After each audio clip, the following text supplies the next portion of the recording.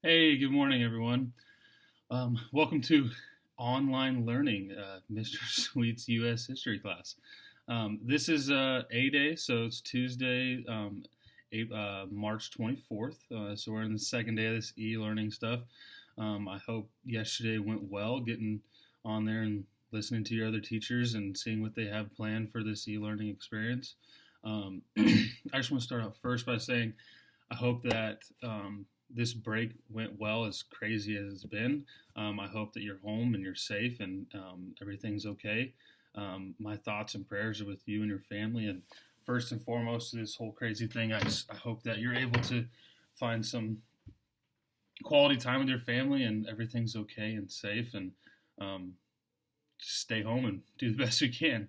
I'm going to be putting YouTube videos up like this. I'm going to put the links on Canvas for you guys, and I published a channel on YouTube as well for you guys to go and look at all the different lesson plans and things. So my vision is every single day I will have a video up here explaining, what we're going to be doing for that day, what is going to be due for you to do that day, and it's going through that worksheet, each portion of it, so that you kind of clear the confusion up as well. I will also be on here on my computer all day, 7:45 to 2:55, answering emails, getting clearing up any confusion you have, answering the questions you have, and all that. So do not ever hesitate to get a hold of me if you have any questions or concerns about what we're doing for the day. Also, I know that this is going to be a challenge for all of us. You have babysitting, jobs. I know many of you work at fast food restaurants, and so you're going to be still going to work, and I understand that. So if there's ever a concern about trying to get things turned in or too much on your plate and things like that, please never hesitate to get a hold of me. We're all going to be stumbling through this together, and I know it's going to look different. So please don't hesitate to get a hold of me and let me know what's going on. So the first thing I need you guys to do today is by tonight at midnight, let's get those argumentative essays turned in. Those are the essays that we worked on the week prior to leaving for break. So you've had break to look at them and to get them all finished up. One thing we are going to have to cut, we're going to have to cut the peer review part. I don't see a good way of getting it turned in, so we're just going to cut that from the assignment. So all I want you to turn in is that essay. Remember, it's a 2-page essay. Make sure that you've got a separate works cited page. MLA format, size 12 font, things like that.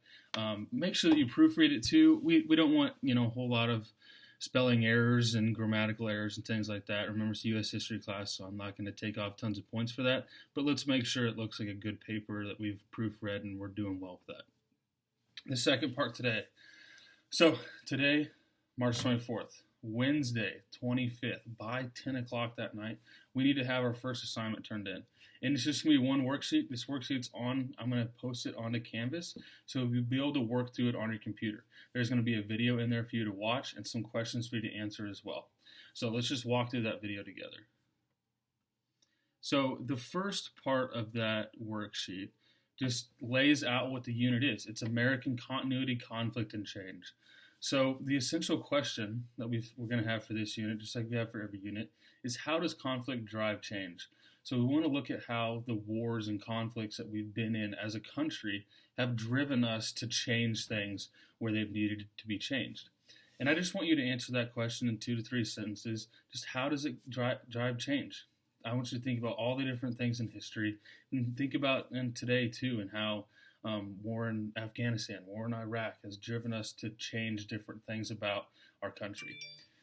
And then the second question there is, what defines conflict? I just want you to tell me what conflict is. You may have to do some Googling here. Just tell me what you think conflict is. The next question is, can you have change without conflict? So now we want to look at today with COVID-19 and how that's changed our lives in a really drastic way. We're no longer going out. We're on here doing e-learning. And that wasn't necessarily a conflict, but we've seen change because of it. So do we have to have conflict to drive change? Some would argue that we do. I think today we can see that we don't. And then I want you to think about a couple other things that drive change. What are some things in your own life personally, or as the nation as a whole, or in history? What are some things that have driven change that are not conflict? And then there's that T-chart there. there's motivations and challenges. So we want to look at what motivates us to change, and then what are some challenges put in place that make that change difficult. So think about, for example, if I was the captain of a team. Let's say I'm captain of the wrestling team. Because, guys know I'm a wrestling coach. And I'm trying to get my fellow teammates to work harder in the room. So my motivation there is to have a better wrestling team. It's to have a team that competes better and wins more, right? And some of the challenges to that are not everybody's going to want to work hard. Some other challenges are some people are going to be tired. It's a lot of work. We have to put in extra time, right? So those are some of the challenges versus that motivation of trying to make the team better, right?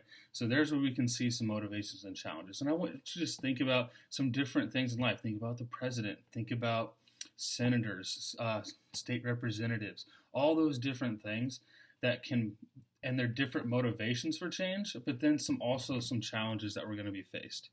And then the last part of that, we're going to watch a TED Talk. This is Aaron Huey, and he's done some research with the Pine Ridge Reservation in South Dakota. And we're going to watch this TED Talk, and it's a really, really informational TED Talk over kind of what has been done wrong in the past for Native Americans. And so I have some questions there for you to follow along as you watch that video. I want you to answer those 4 questions as you're watching it. And then once you're done with that worksheet, what I want you to do is just save it to your desktop and then submit that to Canvas under that assignment for the first day. And that's done by 10 o'clock the following day. And that's all I need you to do. This is what it's going to look like for the foreseeable future. I'm going to have some discussion boards in there for us to talk with one another and interact as a whole class.